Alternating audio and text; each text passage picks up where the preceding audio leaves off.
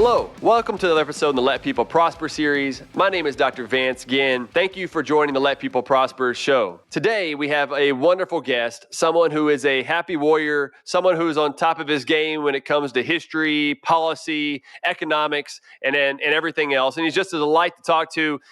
John Hendrickson, welcome to the Let People Prosper show. Thank you, Vance. It's good to be with you. Well, great. And it's a pleasure to have you on the show today. We've got a lot to talk about. But before we get into that, let me first give the folks listening some of your bio, which there's a lot to go through, but I'm going to focus on what you sent me. So, John Hendrickson joined the Iowans for Tax Relief Foundation team in 2017.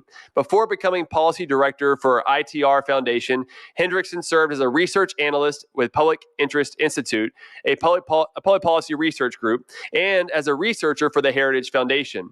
His articles have been published in many newspapers across Iowa, including the Des Moines Register, Cedar Rapids Gazette, and the Lee Enterprises newspapers. Hendrickson earned both his BA and MA degrees in history from the University of North Dakota. He specializes in American political and constitutional history. So we've got a lot to go through today, John. I want to talk a little bit about your passions, what really gets you motivated. I want to talk about some of our work that we've done on Presidents Coolidge and Harding, and have published some commentaries on that together. I also want to talk about the conservative Iowa budget, where it's a fiscal rule on the Iowa budget there. But I also want to talk some about the economy, about trade, and just what you see with the current events and everything else that's going on. I think you're a great person to have on the show to talk about all these things. But as we first get started with every guest, what motivates you? What drives you, John, each and every day to do what you do? Well, thanks again, Vance. And I just want to say thank you for all the work that you're doing within the conservative free market movement for helping many states, including Iowa, advance pro-growth tax policy and prudent budgeting. So I really appreciate your leadership on that. But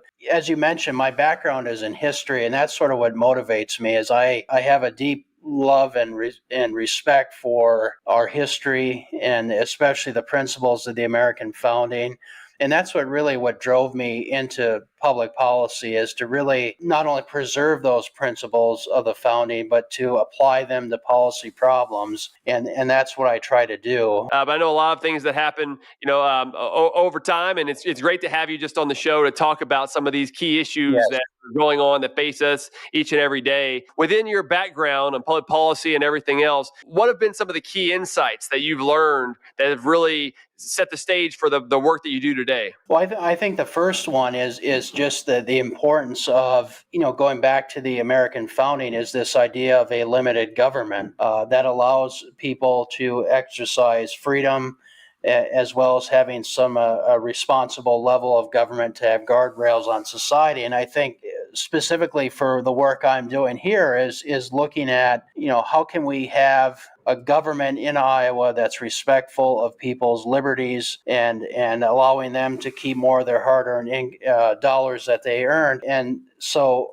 that means looking at the state budget, looking at state tax policy, and basically looking at how we can make those more efficient for the taxpayer. And what we're seeing, Iowa, of course, we can just look at our neighbors, Illinois and Minnesota, and just see the difference of, Illinois and Minnesota being progressive blue states, tax and spend states, versus Iowa that has done some really good things over the last several years. And we can see that, one thing, a state cannot tax and spend its way to prosperity. And I think that's one lesson that we're learning. And so I think working on things like the conservative Iowa budget, working on pro-growth tax policy is really, following some of those principles of the American founding. That's a great way to put it overall, because that's really important whenever you're thinking about limited government, the way that things are set up within our republic overall as a nation,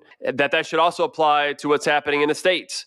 Unfortunately, too often, DC, the federal government, Congress, kind of steers off in the wrong direction, as we've seen so much here recently with a lot of the spending that's been happening. Over $7 trillion in new debt just in the last couple of years. And then what that's done to give the Federal Reserve more ammunition to print more money, to add more inflation in the economy. I mean, it's really no wonder we are where we're at today. Yes. But Iowa has been doing something a bit different, right? What are some of the key lessons that you've learned in Iowa that makes Iowa different? Well, in 2018, I think we had our governor, Terry Branstad at the time, was then appointed to be ambassador to China by President Donald Trump. And so our lieutenant governor, Kim Reynolds, became governor. And she made tax reform a priority. And so starting in 2018, the Iowa legislature then passed what was the largest tax cut in Iowa history. And so that started a process where Governor Reynolds and really we had some really good conservative leadership in the legislature. I want to specifically mention our majority leader in the Senate, Jack Whitver,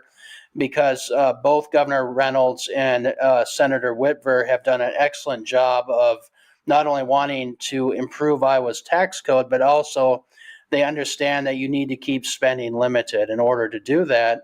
And so since 2018, we've made a lot of progress of making Iowa's tax code more competitive by lowering both the individual income and corporate income tax rates, as well as keeping spending low. In fact, this year we passed now the biggest tax cut in Iowa history, and Iowa will have a flat 3.9% individual income tax by 2026.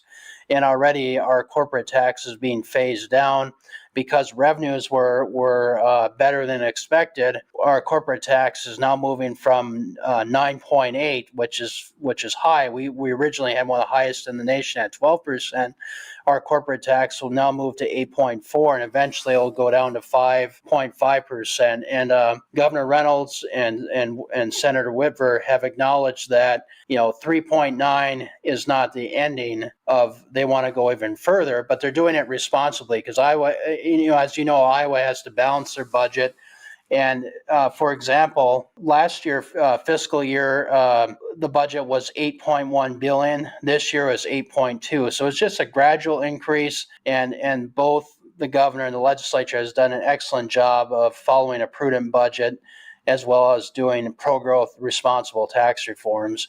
And we sort of followed that model from North Carolina because I think North Carolina demonstrated to the nation that you can do pro-growth tax reform as long as you keep a check on spending. Well, there's a lot of the great lessons that are going on there, and certainly things to learn from North Carolina, like you said. There's also lessons to learn for what not to do, like Kansas. With Kansas, we saw that there was the substantial tax cuts, but there wasn't the spending restraint that went along with it. And a lot of folks, especially from the left, will try to say, well, look, this is what happens. You cut taxes, you run deficits, you're just going to have to raise taxes later, that this is the result of, quote unquote, conservative fiscal policy. And it's like, well, no, not quite. Yes, there were tax cuts, and those were pro-growth tax cuts, but you can't continue to cut taxes and then have the spending growing at the same rate, if not even faster, which is what happened there to make them, with this balanced budget amendment, which, every state except I believe Vermont has a balanced budget amendment to where the spending has to equal taxes. It'd be great if we had that at the federal level as well, right? And a lot of states also have, spending limits, some of them stronger than others, but Kansas didn't fall underneath that same sort of trajectory like North Carolina did. Did you also use some of those lessons in what's been going on there in Iowa? We did. In fact, that was if you want to say, the ghost of Kansas was haunting the halls of the Iowa Capitol because there were some Republicans that were very cautious about even cutting taxes in 2018, and then of course Democrats this year said Iowa's just going to become the other Kansas, even worse. And so this is where you have to keep the spending in line. And so the biggest part of pro-growth tax reform has to focus on keeping spending limited. And I think Governor Reynolds and the legislature have discovered that and have been following that. In fact, our revenue estimating conference just met about a week ago, and our revenues are looking very good. And our budget, we had close to a $2 billion surplus at the end of our fiscal year here, and we have what will be close to $3 billion in our taxpayer relief fund. Plus, all of our reserve accounts are full at their statutory limits. So, a lot of people said, well, you can't cut taxes in Iowa because you're going to become Kansas. And we're not seeing anything. We're not having a budget disaster because the legislature has done this responsibly while keeping a control on spending. Yep, that's a key point there. And it's interesting, too. I mean, even with the latest report from the Cato Institute, which ranks the governors by their actions on taxes and spending and regulations and other measures, Governor Kim Reynolds there in Iowa, I mean, she had the top ranking. She was ranked an A. And I think a lot of that was because of the great work that you've been doing, John, Iowans for Tax Relief Foundation have been doing and helping set the vision for the direction of where the state needed to be based on those key lessons from other states. I mean, this is one of the great things about our system of federalism is we can see what works and what doesn't, That's and it's great to start seeing that those issues come to fruition. Yeah. And we were very excited about that when the Cato report came out because as you know, it's very hard to say no in terms of government spending. We both admire Calvin Coolidge because he had that gift of saying no, and it's so much easier for those on the left to say, well, why can't you invest more in education and all these other programs? And it's very more difficult to say, well, we need to spend within our means, just like families do, just like businesses have to do.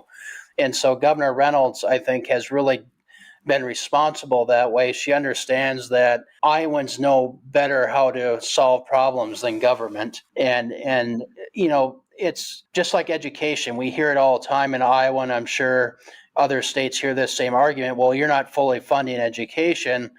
Education spending has increased in Iowa, and just throwing more dollars doesn't mean you're going to have better outcomes. And so I think Governor Reynolds has done a tremendous job of really creating a strong economy for Iowa and keeping us on a solid fiscal foundation. It seems that way. I mean, there's so much that seems to be going well there overall, and it's a pleasure to see. We need more of that out there to add for competition. I'm in Texas, just north of Austin, in a place called Round Rock, and I'm hopeful that some of the competition will allow for more pro-growth fiscal policy in Texas. I mean, Texas is blessed to have a lot of that here, restraining spending, tax relief. We need more of that on the property tax side and things of that nature. But when you allow for these other states to do what's in their best interest of their constituents, right? By keeping spending low, you can keep taxes low, you keep regulations low. We need more of that stuff to really allow for more flourishing. I know another report that comes out that usually provides some really good information is Rich States, Poor States by Alec and Jonathan Williams, who was on the show recently. We talked about some of that, but some of the things that they look at in the report on an annual basis is the 9 states without an income tax, without a personal income tax, versus the 9 states that have the highest personal income taxes, like New York, California, so forth. And they compare those in terms of population growth, net immigration, GDP, even tax revenue. And what you tend to see is that those states without a personal income tax tend to grow faster, have more economic growth, and even have more tax revenue because of that economic growth compared to those states with the higher taxes. And so it's great to see that Iowa is continuing not only to have a flat tax, which this flat tax revolution that's going on across the country, but I think from what you mentioned earlier, this might be a part of a process to maybe eventually getting to zero income tax. Is that kind of the goal of where you like to see Iowa, or is a flat tax kind of where you want to be? No, I think the flat tax is definitely a step in the right direction, and Governor Reynolds has even said that this is not the ending point. So I think the goal would be eventually to eliminate the income tax, or even get the flat tax even lower. And so, what you said is absolutely correct. We're seeing a tremendous competition among the states to lower their tax rates. And as you mentioned, the census data from this last census showed that people are responding, as Dr. Laffer always says, tax rates matter. And it seems so simple, but they really do. I mean, tax rates influence behavior, they influence economic growth and productivity. And so, what one challenge for Iowa is we need more people, we need more workers, and we need to attract people and businesses. And one way to do that is to have a more competitive, low tax climate that we can start bringing more people to our state and being more competitive. And so, I think Governor Reynolds is correct. We're going to keep lowering those rates, but we're going to do it in a prudent way to make sure that you don't create a budget disaster like Kansas. And so that's a lesson that I think Iowa has learned, and other states have learned, that if you don't, like we said, if you don't keep a tight lid on spending, that's when you get into trouble. Well said, John, as usual. Another thing that I like to look at among the states, whenever you look at Cato's report, which is a good one on the governors, you look at Alex, rich states, poor states. Another one that I like to look at, and then we go to the conference every once in a while, is Economic Freedom of North America. That's put out annually by the Fraser Institute. Some of our good friends over at SMU's Bridwell Institute works up there. Dean Stanzel being one of the key authors. And, on that report, Iowa, and this is always 2 years behind. So the new report probably should be coming out in the next month, I believe, in 2022, which will have data from, I believe, 2020. But the most recent report that was published was last year's, and it had Iowa at 30th, which is kind of shocking to me, given the reforms that have been made, the restraint and everything else, that they were below middle of the pack.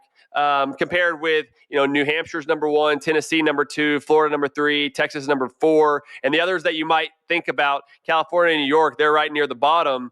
And they do this in terms of government spending, taxes, like the burden of taxes, and then labor market regulation. Those are the big 3 measures that they use. It's just built on the Economic Freedom of the World Index, which uses more than 160 countries. But I wonder kind of what your thought is whenever you've dug into that or looked into it. Why would Iowa be ranked below the middle of the pack compared to some of these other states? Well, I think one thing is that Iowa has made some really good reforms in the last 4 years. And so I think it's going to take some time for those to be built in because, for example, we won't see that flat 3.9% until 2026. So, we're sort of phasing that in just like on the corporate level. So I think just like Iowa has slowly improved on the tax foundations, state business tax climate index, I think we're going to see Iowa start improving on other indexes as well. Same thing with rich states, poor states, because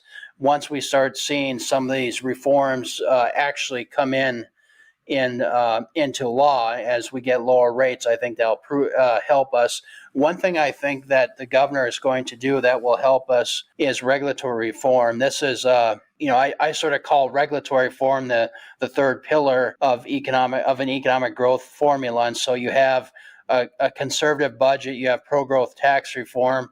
And so the third point would be regulatory reform. And Mercatus measures restrictive words in a state code, and Iowa has some of the highest restrictions in state code in our region. And so I think one thing that the governor may look at coming up in our legislative session is some regulatory reform that will also help improve our ranking in some of these indexes as well, because regulations have an impact on business as well. They're sort of a hidden tax, if it's fair to call it that. They're not just rules on paper. Yeah, that's right. And another thing to make sure to look at when you're looking at these sort of rankings is also the ratings, the actual score. Because when I was looking at the report, the score for Iowa is 6.33. Well, that's not too far from the 6.39 right above them, or 6.4 to make it middle of the pack. So it's just the way that it's ranking based on those scores can kind of push it a little bit lower. But I think you're exactly right. A lot of the key reforms that have been made in the last couple of years would not be reflected in there yet. So let's see what happens. I'll have to have you back on. But let's see what happens as they continue to move up the curve there. I think they really will. And with that flat tax, I mean, it's really been a state flat tax revolution, which is remarkable to see happening in so many states right now. Yes, I would like to see them not have an income tax at all. like Texas and the other 8 states. But, I'm also working a lot now with the Pelican Institute in Louisiana. And I know Louisiana is also looking at coming up with a more of a flat tax sort of situation. They almost had it last year, kind of fell through right at the end, but there's a push to continue this flat tax as they did bring down some of their taxes. Yeah. But combining that with a spending limit will be so important. Right. And something that you and I, John, have started working on a couple of years ago was that conservative Iowa budget. We use kind of this formula. It's been out there for a while now. It's been researched and looked at. ALEC has it as part of their model legislation. It's just a key reform of using as much of the budget base as possible, limiting that growth rate to no more than population growth plus inflation. And that's a maximum growth rate. That's not a target growth rate, right? You love for it to be less than that in many cases to make sure that we're spending wisely and efficiently of each one of those taxpayer dollars. And then you try to make it to where there's a high voting threshold to exceed that limit. And so what you and I started working on was using this foundation that kind of started with the conservative Texas budget, and said, okay, let's look at a limit based on as much of the budget as possible that we can, and let's limit it to population growth plus inflation. And what have you seen there in Iowa so far from the results, but also maybe changing the narrative of how people talk about the budget? Yeah, and I think one thing about the budget is we're seeing some pretty good results. In fact, when looking at the budgeting in Iowa, we're seeing not only, as we talked about, a commitment by the governor and the legislature to be prudent on spending and to sort of look at revenue forecasts in a conservative perspective, but also to basically say that in order to do these tax reforms, we have to keep spending limited, and so we are seeing that here in Iowa work out. And so, for example, and I have to brag a little bit, but Iowa's tax cut was the most significant in the state flat tax revolution this year. And in fact, Patrick Gleason from Americans for Tax Reform has wrote about Iowa having the most extensive tax reform this year. And so the only reason that was made possible was because of following a conservative budget. And, you talked about a spending, fiscal rule, spending limitation. Iowa has what's called a 99% limit. The legislature can only spend up to 99% of the projected revenue, and they usually come in around 97%, somewhere around there. We both think that should be strengthened, and because there could be a time when the legislature or the governor is not fiscally conservative, and so you need to have that protection there as of a stronger fiscal rule. But I think people are starting to realize that budgets matter, and they're not exciting. I mean, a lot of people don't like to hear about them, and sometimes the numbers are so big it's hard to wrap our arms around them.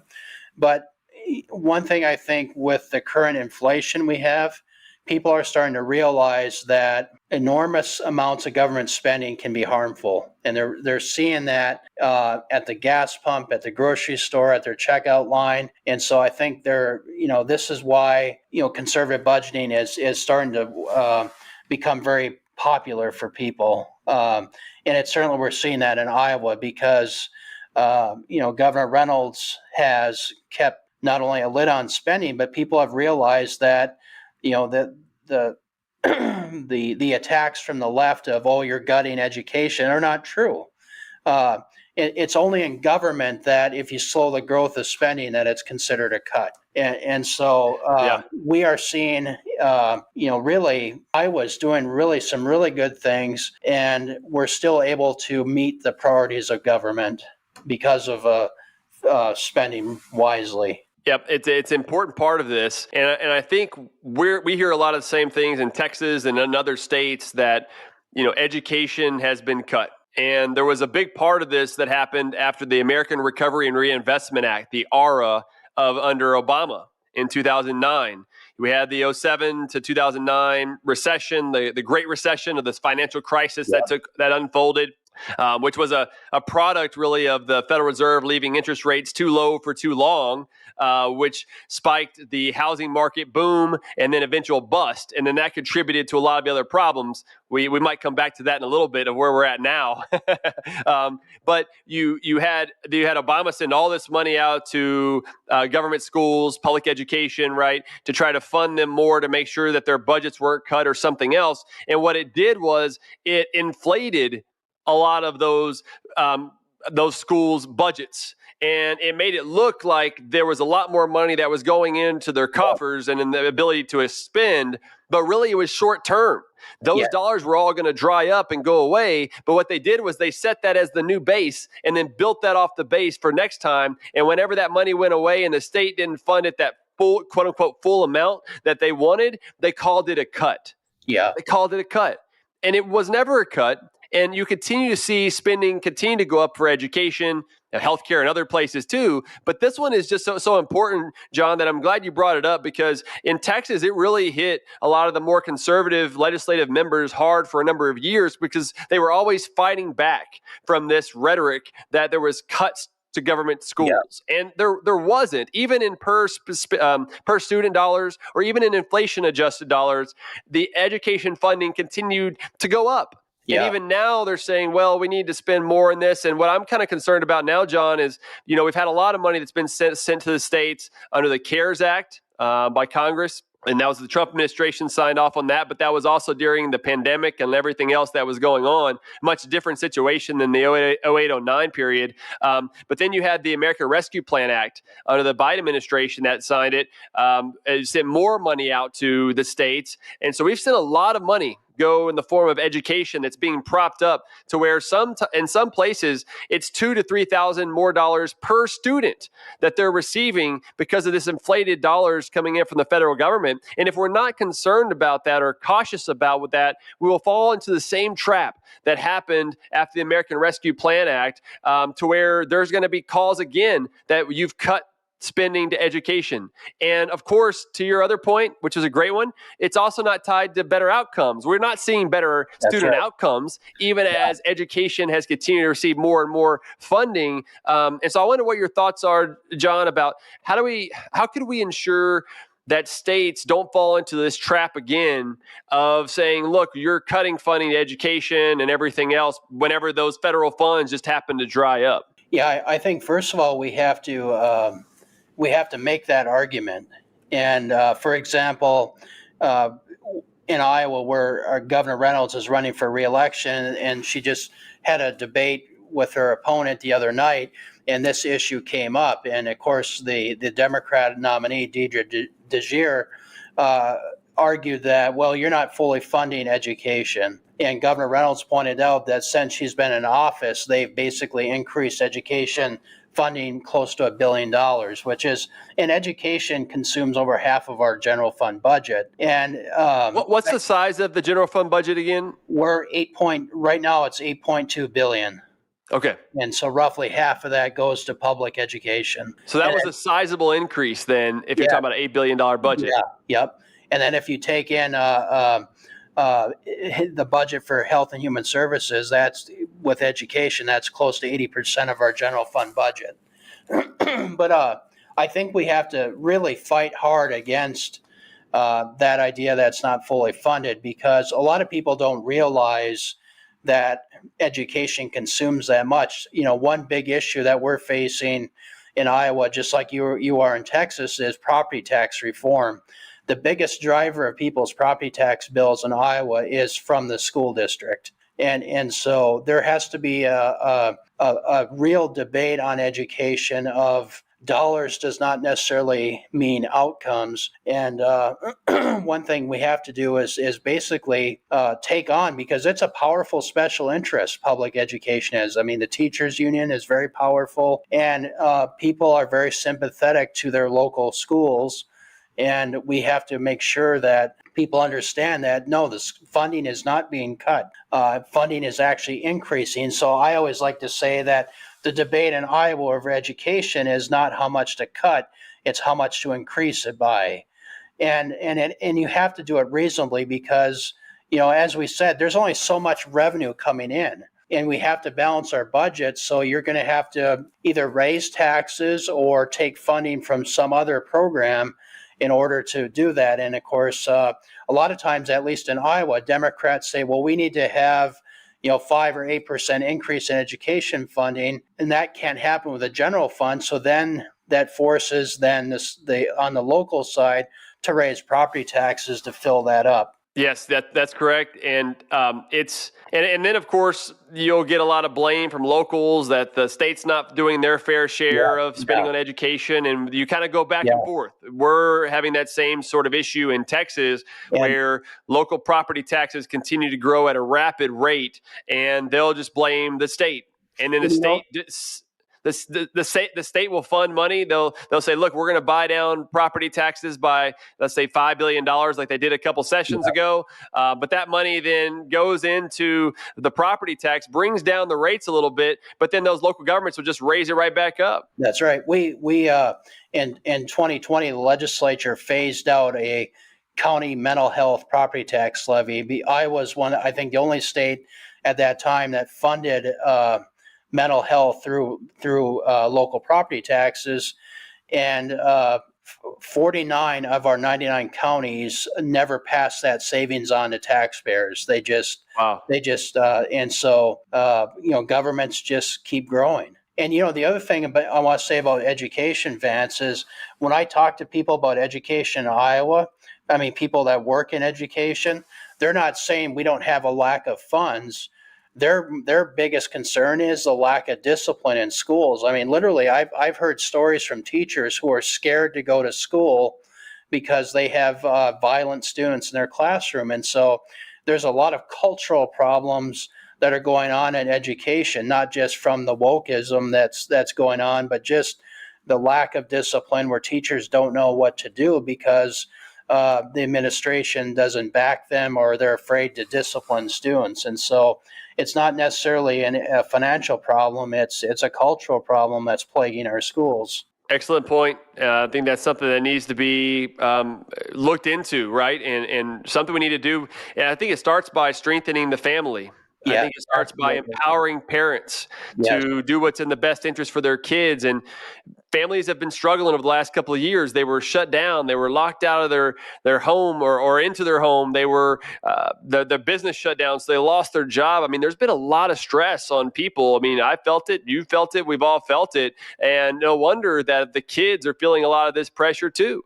It's just a combination of a lot of factors that are going on that I hope that we can overcome. I think it's going to take a little while. The learning loss, the loss of the psychological issues that have happened the last couple of years are, suicide rates are up and things of that nature are going to take a while to kind of filter through the system. And we need to really make sure that in my view, John, that it's not necessarily the government's job to solve all those problems. Mm-hmm. In fact, a lot of times it's the government that's created the problems, which makes it difficult for them to solve the problem. They just end up exacerbating a lot of the issues, right? That's absolutely right. I agree. We're really got to be concerned about what those institution of family to really try to strengthen that.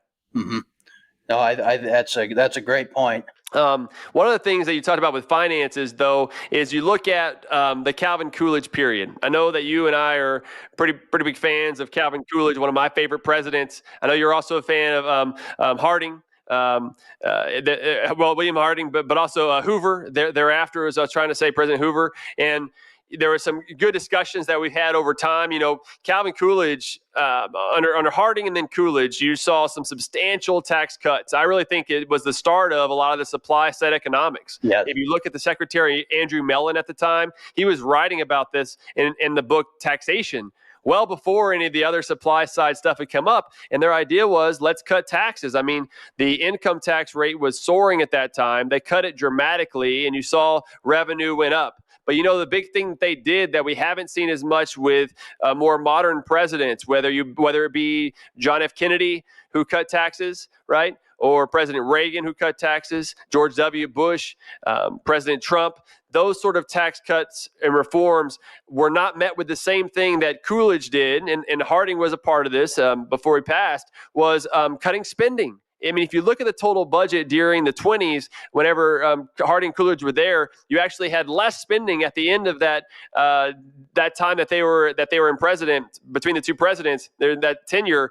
than before they started. And so I think that's a huge thing that we need to be learning from, not only for presidents at the federal level, but also for states, that you can do this, right? You could do this by allowing for a more free market system that allows for competition, allows for more jobs, that you can also fund the needs of government without having to raise government spending overall. You can actually cut the budget if we can start doing things like audits, like changing the size and scope of government to really focus on those areas that matter most. And that was a great example that they did it. What are some of the other big lessons, though, John, that you learned from that period of time and some of your lessons in history? Yeah, I think we can learn a lot from the 1920s.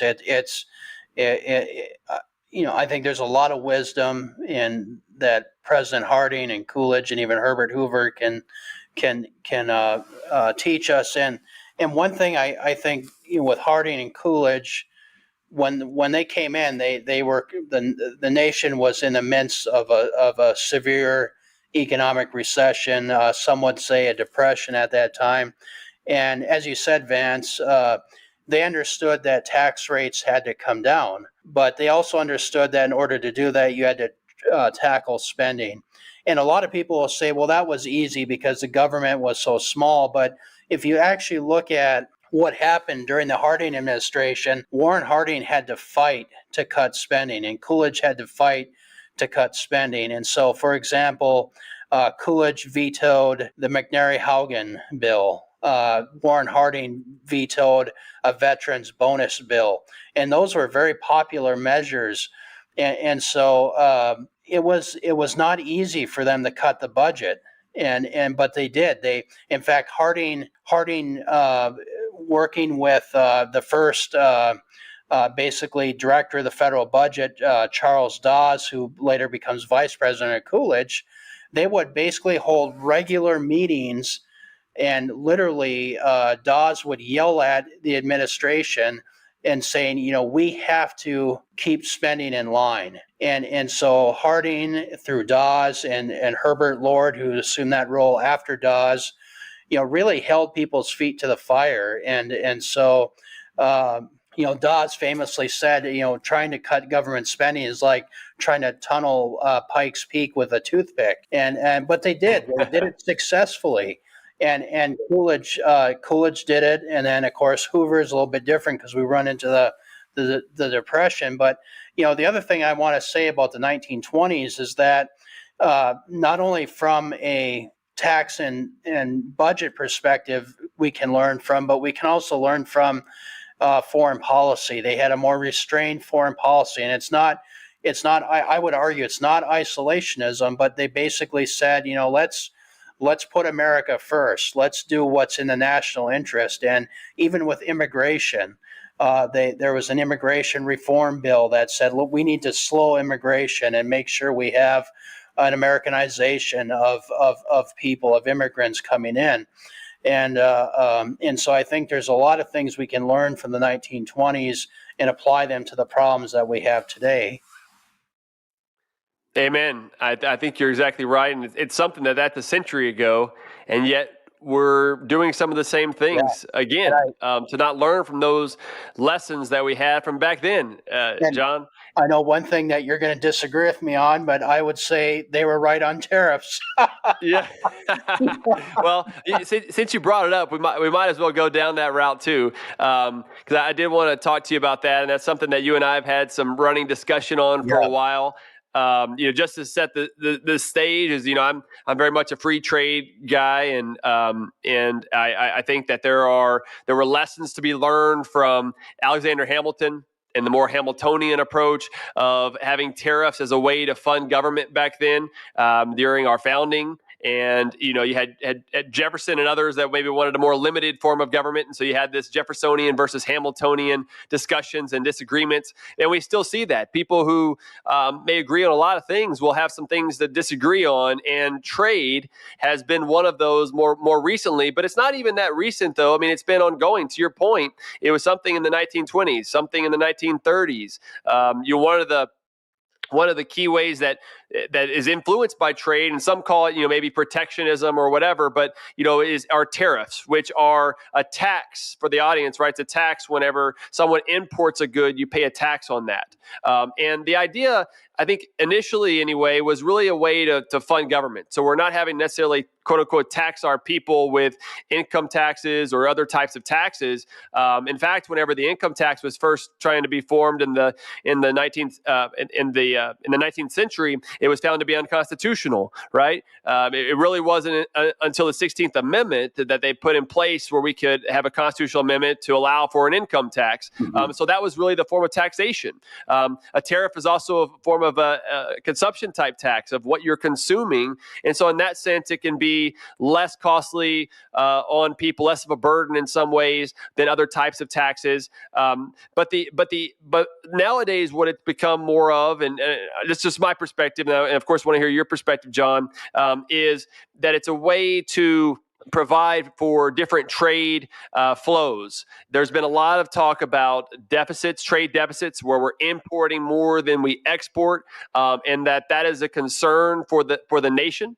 Maybe if that's hitting manufacturing or other areas of the economy. And so some will argue that tariffs are a way to slow that, to help to reduce those trade deficits. And in particular, the big country that comes up a lot is China, right? And look, I worked in the White House under the Trump administration. There was a lot of discussion on trade. Some folks like Peter Navarro, Robert Lighthizer, they were very much in favor of tariffs and maybe even more tariffs on China versus, others that maybe weren't as much, maybe like Larry Kudlow and some others. And so you see these divisions that are going on. But I really want to hear what you say, John.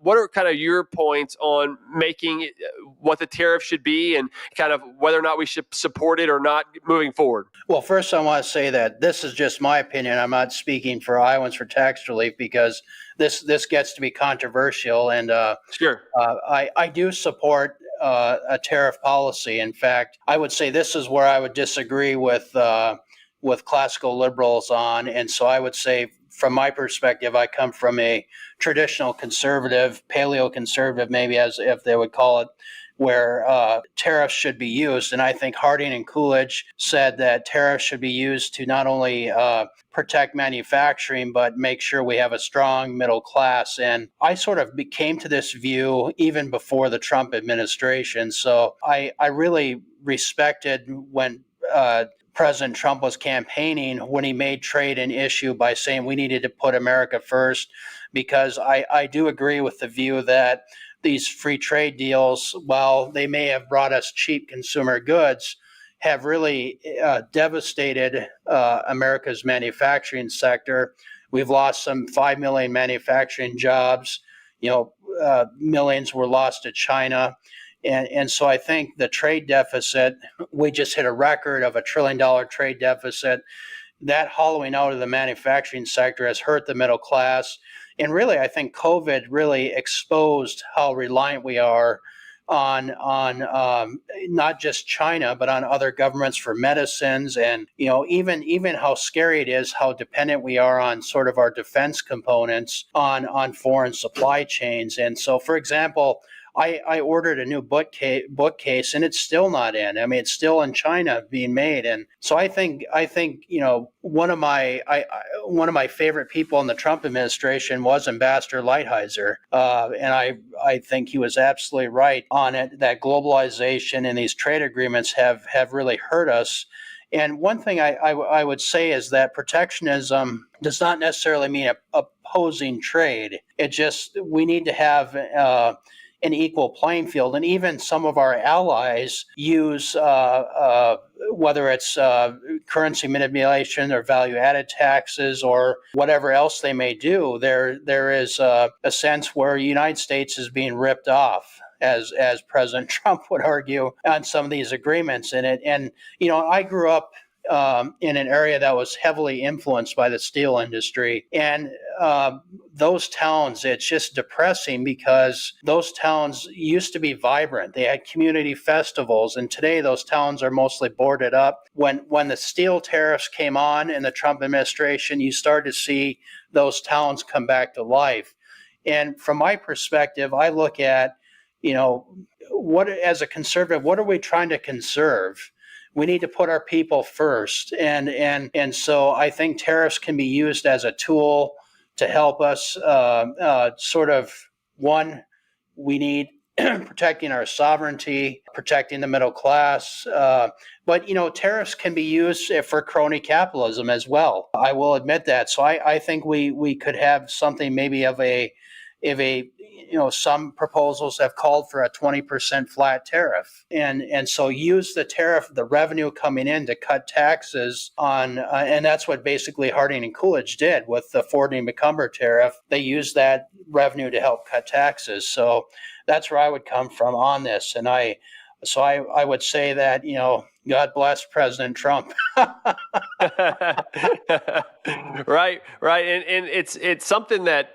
Look, I mean, I agree with you that there are some issues that are going on. I think as a classical liberal, right, someone who tends to fall more of the lowercase libertarian side of things, I'm definitely understand or recognize that there are some issues that are out there, because in a free market situation, you need to have voluntary exchange. You need to have same rules of the game. There's still a justice system. There's still contracts. And it doesn't mean, in my view, that I'm not an anarchist or an anarcho-capitalist. There has to be some rules of the game that are set in place by government to allow for that freedom of exchange and that voluntary exchange to happen, because that's how we have, more wealth and more prosperity comes from those exchanges. The issue that I kind of can see as a problem is that China doesn't seem to play by the same rules, right? So those same rules that we like to play within free trade agreements and everything else, and keeping not over subsidizing certain industries or propping them up, right? Not keeping wages lower than what they might otherwise be in a free market because of their more socialistic, communistic sort of system. That does create some issues with the more free market approach to say, let's just get rid of everything and have a free voluntary exchange with them. But a couple of points to that is that, from my view, that it's never really with the America trading with China. It's Americans trading with the Chinese, right? So there is exchanges that are happening with Americans and Chinese where the Chinese are also benefiting. I mean, if you look after 1978, when the expansion of the liberation of a lot of the trade started to take place in China, and they started trading with other countries and liberalizing a lot of their markets, I mean, there's more than 1 billion people that have been brought out of extreme poverty. And so we can't just, I think you're right in the sense that we got to look out for Americans. We've also got to consider those that are in other countries as well, of whether or not they're going to be prospering too. Like that's, in my view, right, I want to look at human beings prospering. And if people are left to more of those very low incomes, then that causes some issues there. The other concern that I would have is I also share your view on kind of what's happened in the manufacturing. Although with our industrial production, we're still pretty high. Maybe we produce less as a share of manufacturing, as a share of GDP, but that's because we've diversified our economy so much and moved into so many other areas. And a lot of it wasn't necessarily that we, quote unquote, lost jobs to China or Mexico or other places. We also had some huge reforms in productivity and robotics, right? And machines, that being more productive also substitutes out for that labor. Now, it means that there could be other jobs available, which is what you have people shifting to other areas, but there's still some cost in the short run of what you see can happen from that industrialization, that mechanization of the overall economy. And so oftentimes when we're pointing our fingers maybe at China, there are 3 fingers pointing back at us, to where I would argue that okay, maybe some jobs did move to China. We've seen some companies that have moved there. A lot of them American companies that send that money back in our capital account that we can then invest and grow our economy here in the United States. But we need to be looking at cutting our corporate income tax, which we did under the Trump administration, from 35%, the highest in the developed world, down to 21%. And that has benefited a lot of companies are already started moving back because of that lower cost of capital and doing business. But I still think we need to go further. I don't see why we need a corporate income tax at the federal level or the state level. So that way you can allow capital to grow. Businesses don't pay taxes. People do through the form of higher prices, lower wages, and fewer jobs available. They just pass that along to others, just like that tariff, that higher tax gets passed along to us through the form of higher prices here. So maybe that's a trade-off you're willing to take, though, John, right? Is that you're willing to take a little bit higher prices for Americans if there's more production that's being done here. I don't know. What do you say to some of those thoughts? I think you bring up some good points. I would argue that I think, I would, and I don't mean to be cold-hearted by saying this, but I Sure. would say that I want to see Americans prosper before China, someone from a foreign country. And I don't mean to be cold-hearted by that, but I think we need to do more to encourage more manufacturing here. And I understand, we're not going to see the return of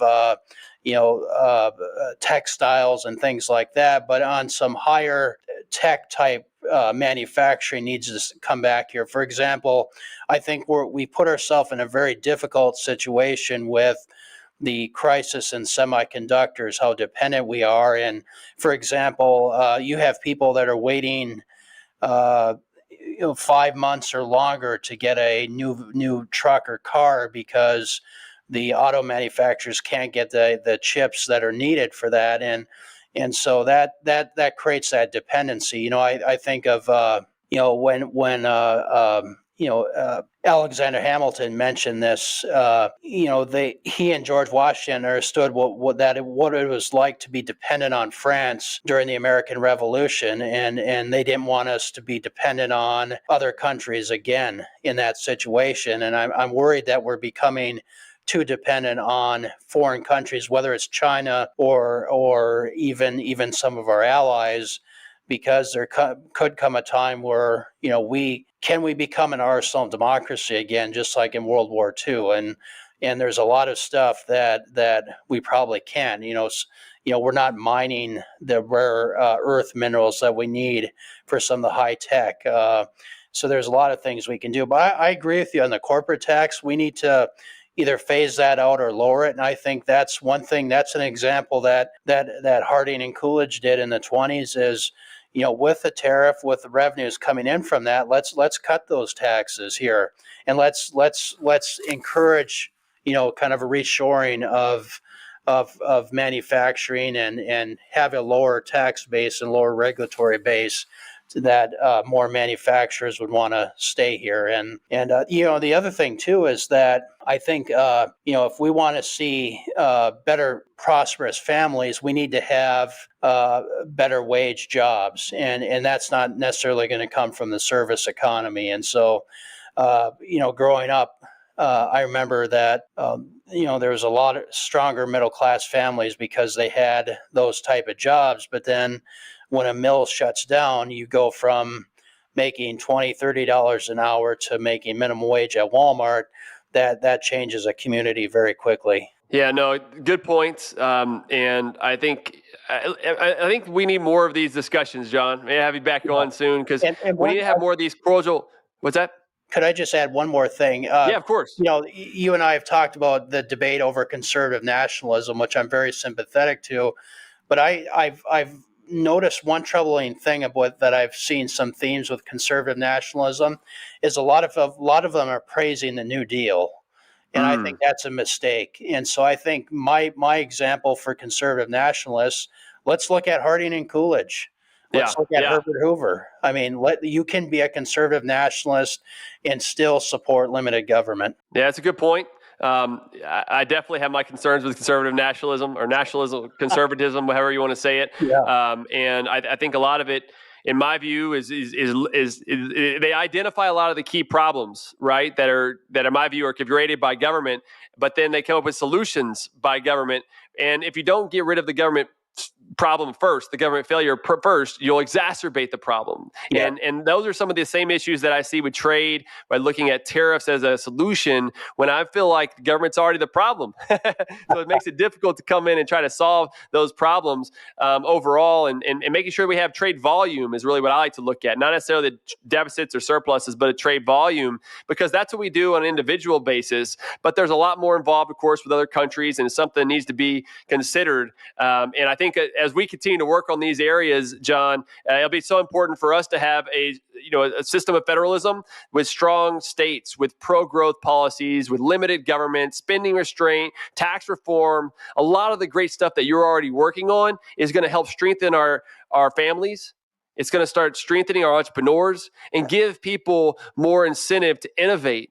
Because when prosperity, like whenever I'm talking about prosperity, I don't just mean by material prosperity. I really mean about it by intellectual, psychological, spiritual, the ways that allow for us to come together to grow and be the better people, to have human flourishing, right, is a way to really think about it. And I'm so glad to have these conversations with you, John. Like I was saying earlier, we need more of them. We need more of these cordial discussions because too often it becomes one person yelling at another, and nothing's going to be learned in those situations. And so for your last words here, what would you like to leave with the audience? Well, I just want to thank you again, Vance, and I appreciate it. I agree. We need to have these conversations. And I think when we have these conversations, you and I may disagree on tariffs, but we agree, I think, on probably 99% of everything else. And so I think, I appreciate the opportunity to visit with you on these issues. And I want to thank you for the work you're doing in the movement, because I think it's so valuable. And so I appreciate all the help you've given us at Iowans for Tax Relief, and we look forward to continuing to work with you. Yes, sir. We're going to keep it going. That's exactly right. We've got a lot more government to cut. Tax reforms and spending limits, conservative Iowa budget, and others that are going on. So we've got a lot of work to do. Keep some job security along the way, I guess. That's right. But thank you so much, John, for what you do, what Iowans for Tax Relief Foundation do. It's a pleasure to have you on the show. And I'm so thankful for all that you do. For the audience, thank you again for listening to our conversation. Please be sure to rate this podcast, hopefully get a high rating so we can get more viewers, more people to be listening to what's going on, and share with your friends and family. There's a lot of good information that we're trying to break this down a simple way to understand so that many people can understand and hopefully prosper overall. So thank you again for joining us. Let people prosper.